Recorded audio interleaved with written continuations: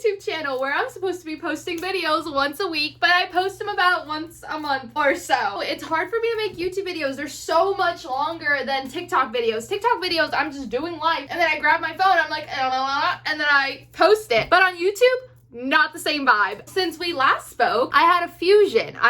Between Elizabeth, Beanie, and Blazer. That was pretty crazy. It came from doing a visualization where we've been healing a lot of their parts in general in therapy. We were doing this like visualization where low me is on the bed and I don't know what's happening, and then I'm like, and like fucking Dragon Ball Z that shit. And all of a sudden we were all in a line and they kind of and I kind of thought they would whoop into me, but no, they kind of whooped into each other. And it was the three mains that lived on the carpet back in the day, way back when, before, you know, Alex fused and Beanie, and before Juliet became Juliet when she was still Blondie. So there used to be this carpet that we had in our living room that was cut into three, and that used to be Alex, Blazer, and Blondie. And then when Alex fused, Beanie kind of became part of the carpet because I was also able to start protecting myself a little bit more and I didn't need his assistance as much. And then I guess they thought I was ready. I don't know why the fuck they thought I was ready because I'm still a shit show, but I'm just kidding. I'm actually doing a lot better. I feel like I've been having a lot more good days than I've been having bad days, but overall it's still quite confusing and I really don't understand a lot of it. And even going into therapy and asking Kim like, okay, this is what happened. She can tell me all the like technical words when I'm explaining kind of what I saw or feelings and stuff, but overall it's still scary. I think I've just been really I've been focusing on finding a balance between healing and living life regularly, like just existing. And it's really hard to just exist when you've been so focused on fixing everything that's wrong with you, because then every single time that you do something that you feel is not correct, you hate yourself, or at least I do. I hate myself for it. I shouldn't be speaking like you guys, but I do. And it makes it really hard because I want to be able to go out with my friends and just have like a fun time and like party and whatever and drink and whatever, but it makes it really hard when I'm concentrating on my trauma 24/7. So I'm kind of in a weird way afraid 24/7, and being afraid sucks, but it's kind of like, you know, Kim has said, my psychologist, Kim has explained that it's just kind of part of healing, that there's gonna be a time where you're completely falling apart so that later on you can live. And I'm definitely in the falling apart part, which isn't great, but it's worth it. And that's kind of what I keep reminding myself of constantly is, you know what, no matter how hard it is, I'm going to be okay in the end because that's what I'm working towards. And anything that you work towards, as long as you never give up on it, it's going to happen, right? Some people are like, no, that's not true. It doesn't always work out, blah, blah, blah. Well, that's because you gave up, not because you didn't keep going. What if you gave up on 99th and 100th was the time that you were going to succeed at? And that's kind of what's really embedded in my brain is that the right word? Embedded? I don't know. But that's kind of where I'm at right now, where I can't give up. I can't just stop. And that's why it makes it so hard to just live and exist sometimes, because I'm so hyper-focused on existing in a kind way, because I am so afraid to end up being mean like they were, my abusers, that it makes it really hard to learn to just be myself, because I don't know what I am. I don't know who I am. And that's what makes it harder. You know, ever since Kim kind of introduced the idea that in newer studies, in newer DID studies, they came to find out that we've kind of need to stop using the word host because host insinuates that there was one original. And the reality is that there was never an original. Your brain never developed the way it should have. So there was technically a minimum of 2 originals. And ever since that whole idea of the host not really being a thing, it's made everything a little bit more complicated, but also a lot simpler, in the sense that, yes, I as Jimena, I'm an alter, and that's really hard for me to say because I've never considered myself anything but just Jimena, because even growing up when I had, you know, my alters and my switches, I always thought that this was a normal thing that everybody had, and I thought that they were energy chips, kind of like Juliet. Well, at the time she was Blondie. Juliet was our sexual protector. Therefore, if a guy was hitting on me, I immediately had that energy chip. That's all the only way I was ever able to explain it, because I was only aware of co-consciousness. I was not aware of full switches. I thought people just forgot certain amount of times of their day, kind of like in movies where, you know, the kid comes home from school and the mom and dad are like, hey, Johnny, how was your day? And they're like, it was fine, Mom, or I don't remember, Mom. And then they like storm to their room. I kind of thought that was a normal thing because that's how my days worked. I didn't remember remember big portions of my days, or sometimes I would write down the day at school and they're like, no, it's the 20th, not the 17th. And I'd be like, yesterday was the 17th. I swear to God, yesterday was the 17th. And so it was a lot of confusion. So for me, energy chips was the best way of explaining it. And that's how I explained it in therapy before they started explaining that they were actually alters and that I had DID and that it wasn't a normal thing for people not to remember certain parts of their days, but I just didn't fucking know. So that was Juliet's job. Juliet's job was to do that. And that's why I thought they were energy chips. But come to find out, they're actually alters. And now, without having a big portion of the alters that I'm normally used to being co-conscious with, and them just being one, it's one of the weirdest, most confusing things ever, because Elizabeth can now say things that I would expect Beanie to say in a moment where I'm uncomfortable and I need protection, or I feel like I need protection. He can still be there for me, but now it's in a woman's voice, and it's a much more put together and professional and, you know, stand up more straight type voice. And it's terrifying. Honestly, it's one of the most terrifying things I've ever gone through, because at least when Alex fused, she fused into me. So then all of a sudden it was almost like my thoughts. It's kind of like when you hang out with someone for a really long period of time and then all of a sudden you kind of start saying like their sentences that you're used to them saying, or like words that they, like Kirsten. You guys know Kirsten Titus, how she, Titus? I really hope I'm saying this right. How she used to say anyway constantly, and then all of a sudden a lot of people started saying anyway because we all heard her say it so often. That's kind of how fusion with Alex became. It's like little things that she used to say often, or the way that she would think about things, or she just it became a part of who I was. But with Elizabeth, it's different because it's still a newer voice. It's a different, it's like a newer voice. I don't know how to explain that because no one's in my head except me. God, I wish I could just like plug something in and show you guys, because then, you know, maybe less people would fake claim me and think that I'm a horrible human being all the time. But I don't, I'm learning.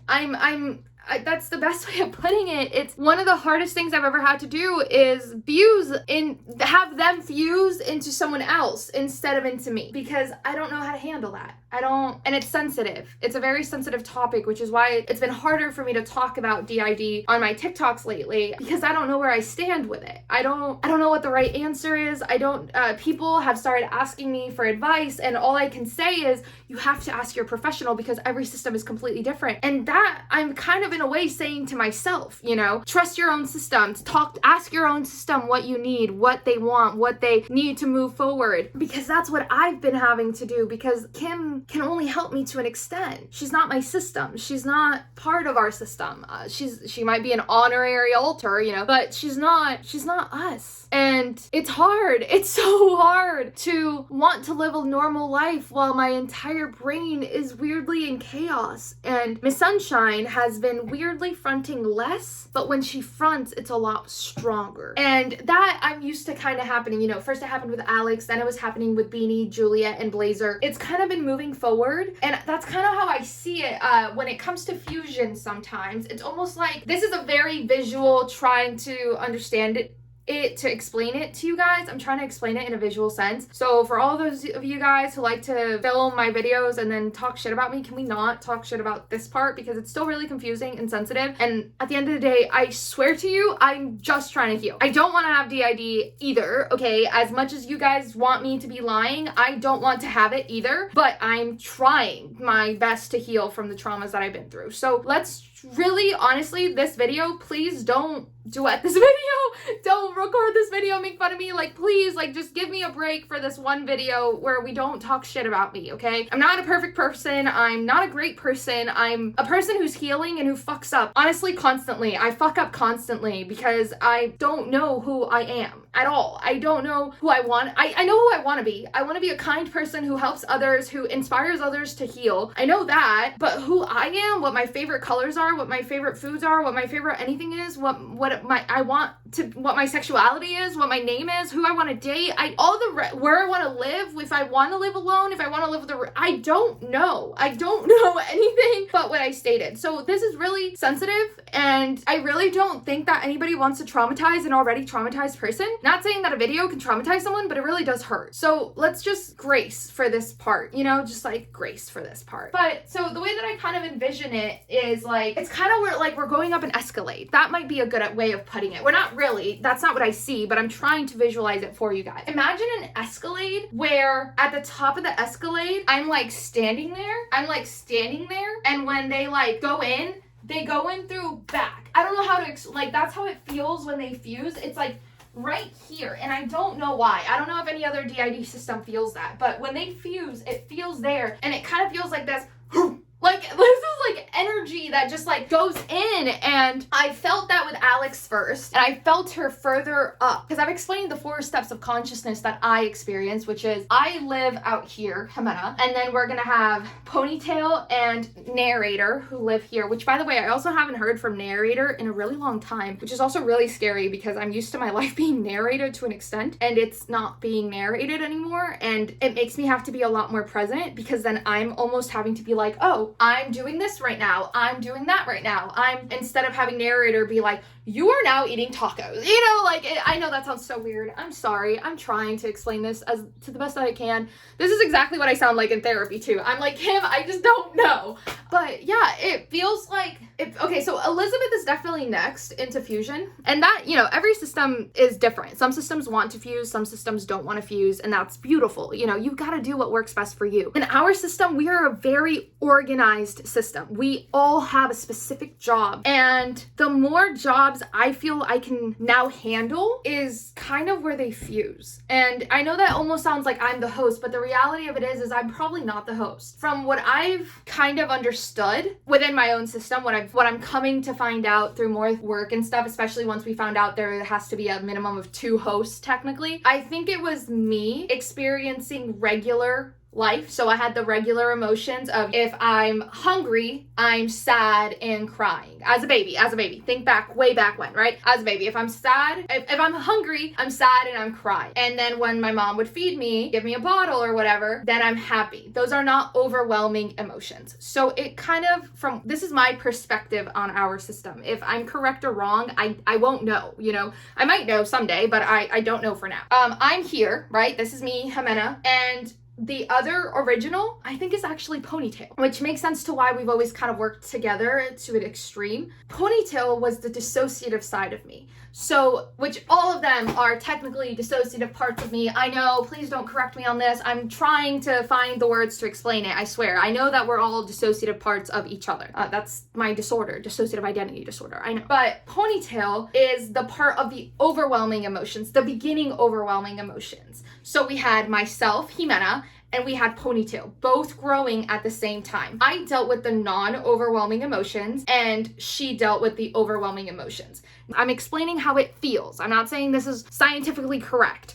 And it kind of seems like it was me and Ponytail together, working together at all times. And so now I'm used to them fusing into me. But with Beanie, Blazer, and Juliet, this is the first time that they didn't fuse into me. And then I kind of thought maybe they'd fuse into Ponytail, but they didn't. They fused into Elizabeth, and Elizabeth wasn't an alter before, just so you guys know. They created Elizabeth, okay? When all 3 of them fused together. And that's where I stand. I don't know what it is. I don't know why. I mean, I know why it happened. It's because I've been working my ass off to heal, and I don't want to be hurting for the rest of my life. I don't want to be confused about every time that I lose time. I don't want to lose time anymore. I want to be aware. I want to live my life. I want to be present in my life. And that's what I'm trying to gain. And so it kind of seems like Elizabeth comes next. Elizabeth will fuse next, and then that's back to the beginning of my story. I think the next person who's going to fuse is Sunshine, because Miss Sunshine has a lot of very strict rules that at a time served a purpose for sure. They kept us safe, but now they kind of keep us back. They keep us from growing and from becoming the adult that I want to become. And I'm really excited to see where this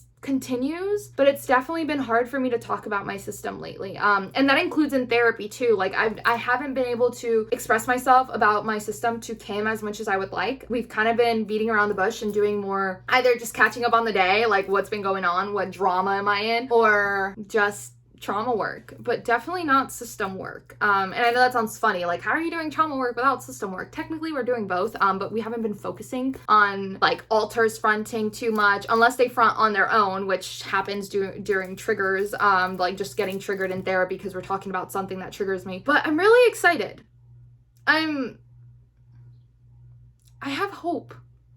I have a lot of hope that it's gonna work out okay, because I've been working so hard. And as much as I want to hate the people who, like, make videos about me or who, like, fake claim me or something, in a way, they've also been helping me. They've kind of been like a blessing in disguise, because every time that they fake claim, I have to believe in myself more. And by believing in myself more, I believe in my traumas more. And that's been a very hard part for me, is fully believing my traumas are mine and that they're real, because I don't hold the emotional attachment to my traumas, which I kind of spoke about a little bit on live, where it's like this thing called BART or BARC or something. It's like your trauma memories get broken into 4 parts, which I don't really, I can't explain that. You guys have to remember, I'm the patient. I am not the psychologist, or I'm not the professional. I am the patient. So I don't remember specifically what all 4 of them mean and stuff. So you're more than welcome to look that up. I'm pretty sure it was called BART, but I, as Jimena, do not hold the emotional attachment to it, which is why it's so much easier for me to be in denial about my memories, about my traumas. But lately, it's been easier to not fall into denial, at least for not as long and not as deep into denial. I fall into denial a little bit less now, and that's because I've been working on it. If I can teach you guys anything from this video, is to not give up on your healing, no matter what gets thrown at you, no matter what people say about you, no matter what you think about yourself, because honestly, what people say about you really should just go over your head, but what you think about yourself is the most important. I have thought so poorly of myself for years, and it wasn't until other people started thinking poorly about myself that I realized my actual self-worth. And I know that sounds so backwards and weird, but it's helped me. It's helped me believe in myself. And I hope that if anything, you know, if you gain anything from any of my videos, is that you can heal. You can. You just have to want to. And the moment that you want to, life gets so much harder, but easier at the same time. And it's fucking bizarre. It's so bizarre how it does both at the same time. But don't give up. Don't give up on yourself. That's my system update, is that I'm not giving up on myself. And I'm not giving up on whatever the hell is going on in my system. Because at the end of the day, I now want to make it to 80. I want to live to see the change that I create in the world. And I hope that you do too. So, bye guys.